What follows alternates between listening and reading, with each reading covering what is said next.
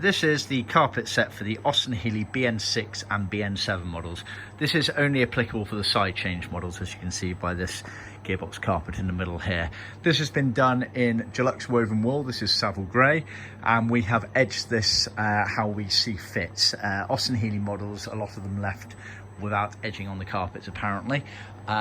We see this as counterintuitive, so we generally, as a rule of thumb, do edge carpets where we see fit. If you do want us to supply the carpet set without edging on it, then just explicitly say so when ordering. The general rule of thumb on edging of carpets is not all edges are bound. If they're on show, the general rule of thumb is they are edged. If they are not edged, then it normally means that they are hidden by an adjacent panel or carpet piece with edging on it when in the car. So we've laid this out as it would sit in the car, that being the front of the car, right, left. So you can see you get a pair of rear floors which are edged all the way around. We use leather cloth to edge it as per original spec for this era. So very neatly done all the way around with the stitching on it. So you get a pair of rear floors. You then get a pair of front floors. Again, edged very neatly all the way around. You get a heel pad, rubber heel pad. It has the Austin logo in the middle of it. Again, we put those on both front floors.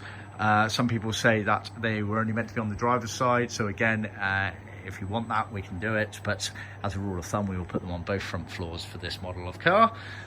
You then get the sort of lower rear bulkhead areas. These are on the vertical going up to the rear shelf. You get a pair of these.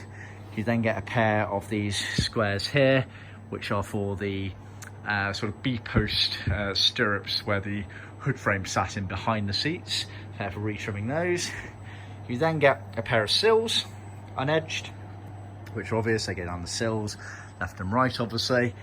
You then get these toe boards, a pair of them again, one there for the left and right. So that bends round the corner, the toe board of the engine bay round the corner. You then get the front gearbox firewall. So that's again on the vertical with the cutout for the gearbox there. At the front, again, unedged.